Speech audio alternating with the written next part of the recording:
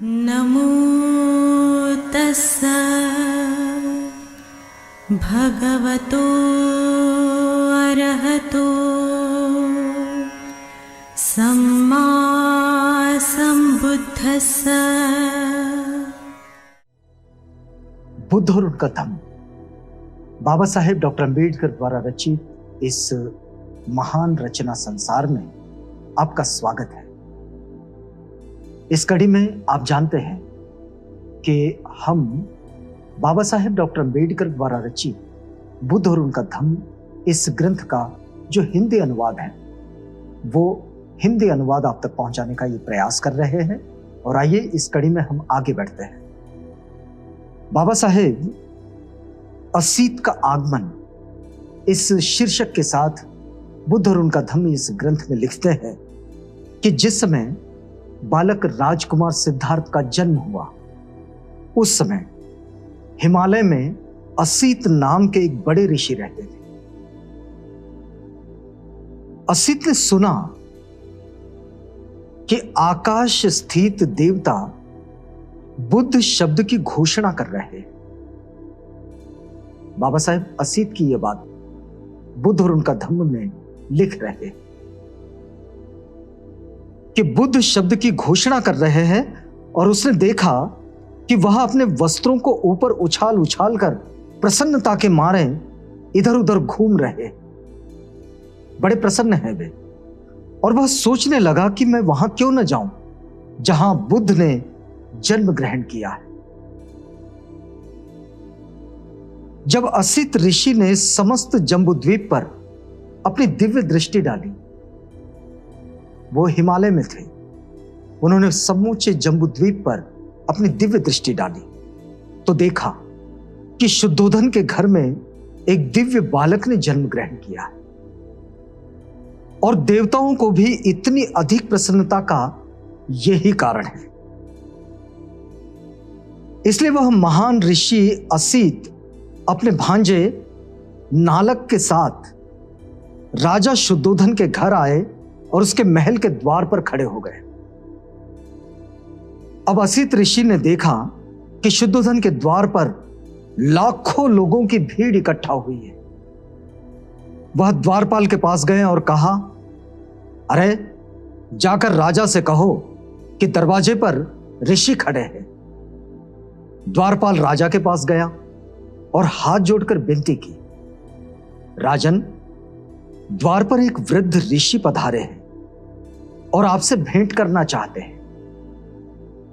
राजा ने असीत ऋषि के बैठने के लिए आसन की व्यवस्था की और द्वारपाल को कहा, ऋषि को आने दो।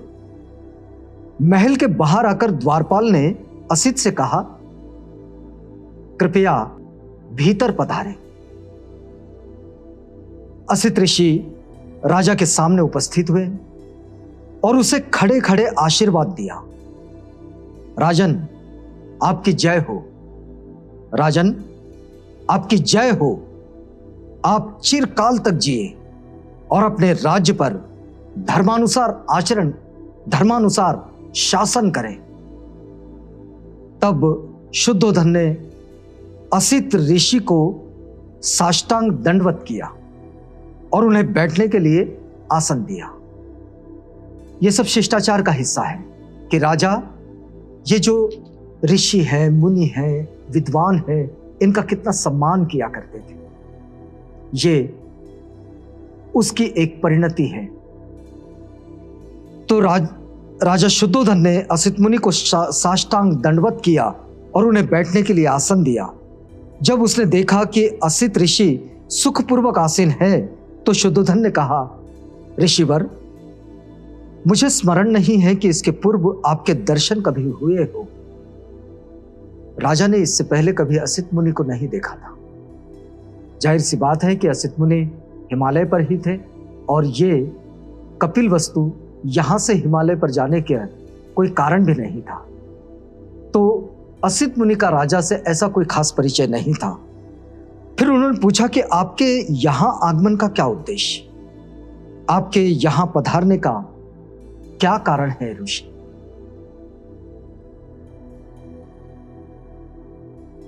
तब असित ऋषि ने राजा शुद्धोधन से कहा कि राजन, तुम्हें पुत्र लाभ हुआ है, मैं उसे देखने के लिए आया हूं। शुद्धोधन ने कहा, ऋषिवर, बालक तो सोया है, क्या आप थोड़ी देर प्रतीक्षा करने की कृपा करेंगे? ऋषि का उत्तर था, राजन, इस तरह की दिव्य विभूतियां देर तक सोती नहीं रहती, वे स्वभाव से ही जागरूक होते हैं। तब बालक ने ऋषि पर अनुकंपा करके अपने जागते रहने का संकेत दिया। मतलब बालक ने स्वयं ही थोड़ी सी हलचल की। यह देख कि बालक जाग उठा है, शुद्धोधन ने उसे दृढ़तापूर्वक दोनों हाथों में लिया और असित ऋषि के सामने ले आया। असित ऋषि ने उसे देखा। बालक 32 महापुरुष लक्षणों तथा 80 अनुव्यंजनों से युक्त है। ये महापुरुषों के विशिष्ट चिन्ह होते हैं, संकेत होते हैं, लक्षण होते हैं। उसने देखा कि उसका शरीर शुक्र और ब्रह्मा के शरीर से भी अधिक दीप्त है और उसका तेजोमंडल उनके तेजोमंडल से लाख गुना अधिक प्रदीप्त है। उसके मुंह से तुरंत एक वाक्य निकला, निस्संदेह यह अद्भुत पुरुष है।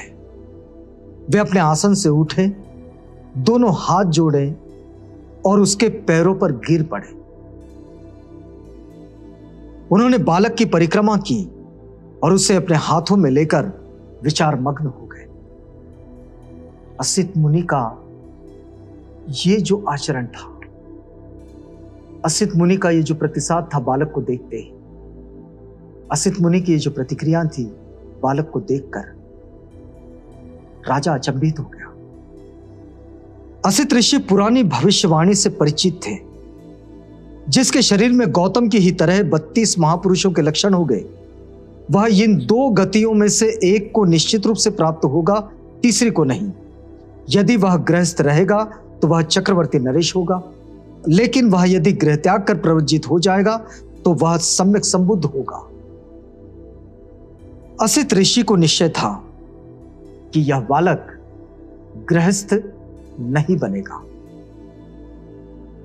बालक की ओर देखकर वह सिसकियां भर भर कर रोने लगा। शुद्धोधन ने देखा कि असित ऋषि सिसकियां भर भर कर रो रहा है। उसे इस प्रकार रोता देखकर शुद्धोधन के रोंगटे खड़े हो गए। उसने असित ऋषि से निवेदन किया कि ऋषिवर, आप इस प्रकार रो क्यों रहे हैं? क्योंकि असित ऋषि की ये जो प्रतिक्रिया थी, ये बड़ी ही अजीब थी राजा के लिए। राजा ने बालक को हाथ में लिए और वे उसको परिक्रमा कर उसके बाद रोने लगे, उनके चरणों पर गिर पड़े रोते हुए।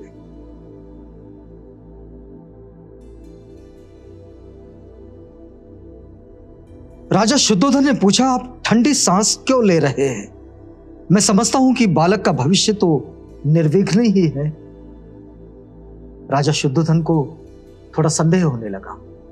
उन्हें लगा कि भाई क्या बात है, ये ऋषि हिमालय से आए और ठंडी सिसकियां भर रहे हैं, ऐसा क्यों? तो उन्होंने उनसे पूछा, क्या बालक का भविष्य निर्विघ्न है कि नहीं? असित ऋषि ने राजा को उत्तर दिया, राजन, मैं बच्चे के लिए नहीं रो रहा हूं। राजन, मैं बच्चे के लिए नहीं रो रहा हूं, इसका तो भविष्य निर्विघ्न है। मैं अपने लिए रो रहा हूं। तो शुद्धोधन ने पूछा, ऐसा क्यों? असित ऋषि का उत्तर था, मैं जरा जीर्ण हूं, वह प्राप्त हूं और यह बालक निश्चयात्मक रूप से बोधि लाभ करेगा, सम्यक संबुद्ध होगा और तदनंतर वह लोक कल्याण के लिए अपना धम्म चक्र प्रवर्तित करेगा, जो इससे पहले इस संसार में कभी प्रवर्तित नहीं हुआ है। जिस श्रेष्ठ जीवन की, जिस सद्धर्म की वह घोषणा करेगा, वह आदि में कल्याणकारक होगा, मध्य में कल्याणकारक होगा, अंत में भी कल्याणकारक होगा। वह अर्थ तथा व्यंजन की दृष्टि से निर्दोष होगा। वह परिशुद्ध होगा, वह परिपूर्ण होगा। जिस प्रकार राजन कभी कहीं इस संसार में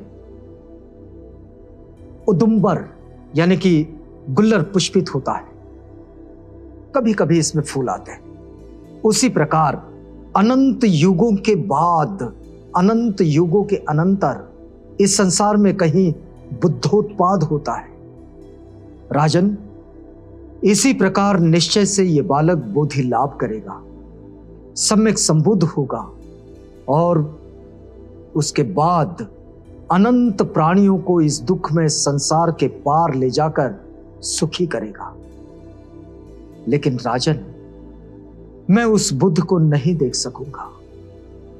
ये असित ऋषि का अपना दर्द है, अपनी पीड़ा है कि वे राजकुमार को देख नहीं पाएंगे, उस राजकुमार को जो बुद्ध बन चुके होंगे, जो संबोधि को प्राप्त कर चुके होंगे।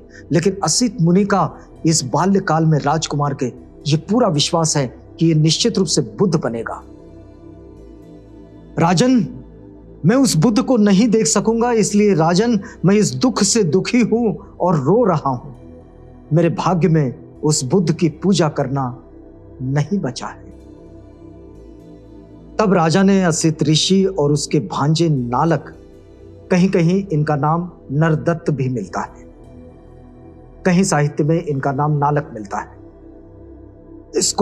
इन दोनों को श्रेष्ठ भोजन से संतर्पित किया और वस्त्र दान दिए, उनकी परिक्रमा की, उनकी वंदना की।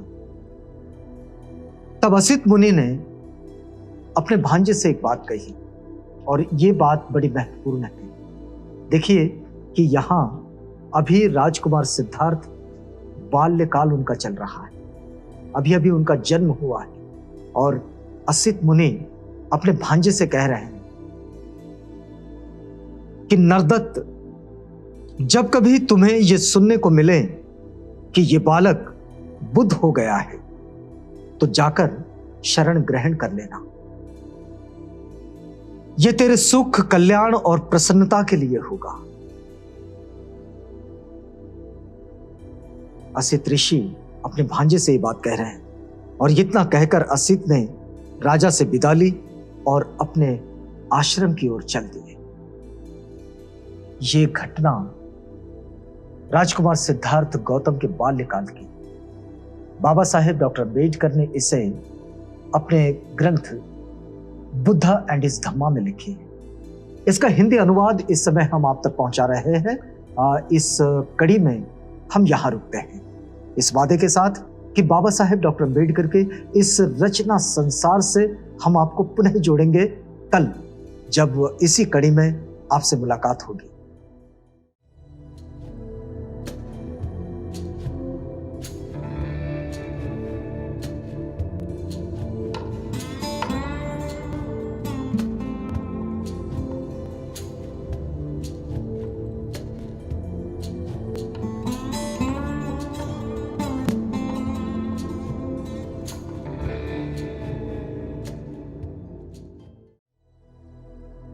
बुद्ध और उनका धम्म।